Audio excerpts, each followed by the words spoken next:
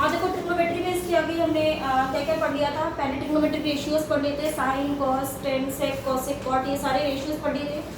उसके बाद में मैंने बता दिए थे एंगल्स।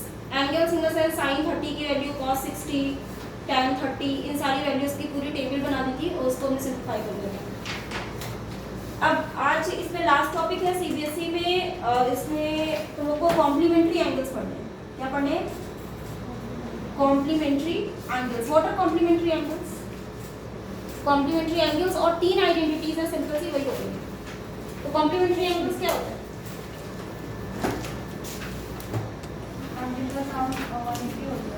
नहीं, सम अगर 180 हो जाएगा तो वो तो सप्लीमेंट्री एंगल्स होते हैं। जिनका सम 90 डिग्री होता है वो कॉम्प्लीमेंट्री एंगल्स होते हैं। मैंने जब चार्ट बनवाया था तो बताया भी था कि जैसे साइन और कॉस कॉम्प्लीमेंट्री होते हैं। क्यों? साइन थीटा और कॉस थीटा कॉम्प्लीमेंट्री होते हैं। क्यों? साइन थीटा और कॉस थीटा वो दोनों कट जाने वाले आपको राइट एंगल क्योंकि जो साइन 30 की वैल्यू होती है वही कॉस 60 की वैल्यू होती है। Sine 30 is 1/2, cos 60 is 1/2। इन दोनों का सम 90 है कि नहीं? वही तो उनके सम्स करता है। अच्छा, इन दोनों का सम 90 है, यानी कि हम कह सकते हैं कि sine theta is equal to cos 90 minus theta. Sine theta is equal to cos 90 minus theta. शुरू कर दिया आपने मेरे को। ये सीबीएसई बोलते हैं। रिकॉर्डिंग में कौन सी? हाँ, तो sine theta is equal to cos 90 minus theta. तो साइन एंड कॉस का कॉम्प्लीमेंट्री है। साइन थीटा नोट करो इसको, कॉस 90 माइनस थीटा के इक्वल होता है। इसी तरह तुम साइन 30 की वैल्यू लिखोगे तो वो किसके इक्वल होगी? Cos 90 minus 30, that means cos 60। किसके इक्वल होगी? Sine 30 will be equal to cos 60। तो sine and cos are complementary. और कौन से कॉम्प्लीमेंट्री होते हैं?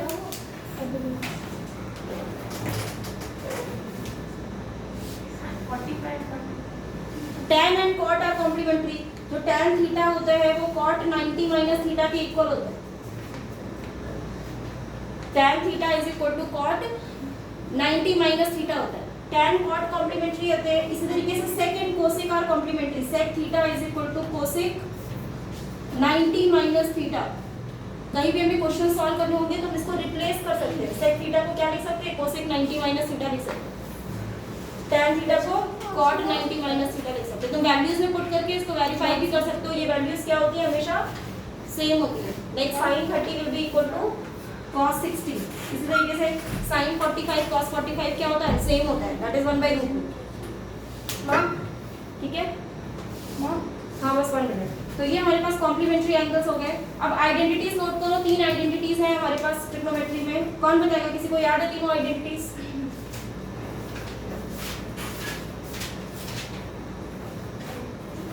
Identities of trigonometry class 10।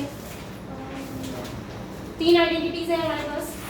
Arnab, sine square theta plus cos square theta. Yes, sine square theta plus cos square theta is equal to 1। First identity. Second, अभी मैंने बोली भी दी है थिंक।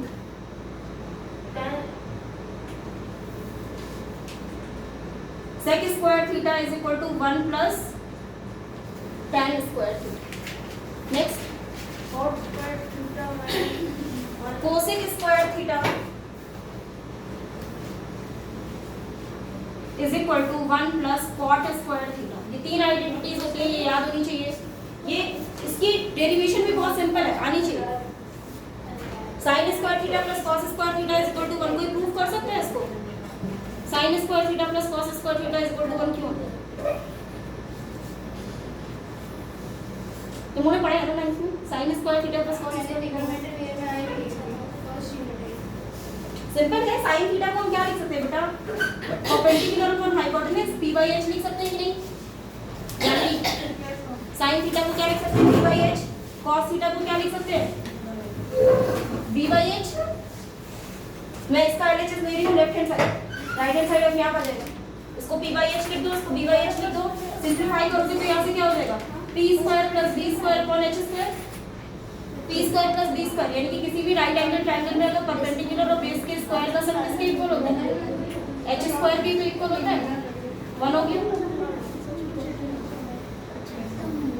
हो गया कि नहीं हो गया?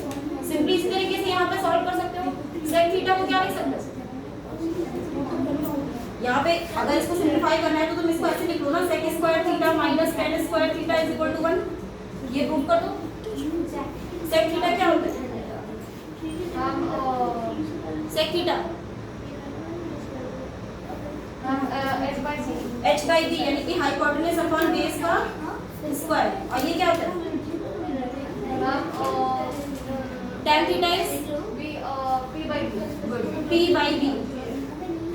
तो मैं LHS ले रही हूँ अगेन, तो यहाँ से सिंप्लीफाई करोगे तो क्या आ जाएगा? h square minus P square upon B square. h square minus P square Pythagoras से कितना हो जाएगा ये? B square. तो B square upon B square again 1 हो गया। सिंपल है। इस तरीके से cosec square theta minus cot square theta is equal to 1 कर दोगे। कोसेक की वैल्यू पुट करो, कॉट की वैल्यू पुट करो, वो भी क्या आ जाएगी? 1 आ जाएगी। तो ये तीनों आइडेंटिटीज कर लो और कॉम्प्लीमेंट्री एंगल्स, पूरी एक्सरसाइज हो जाएगी।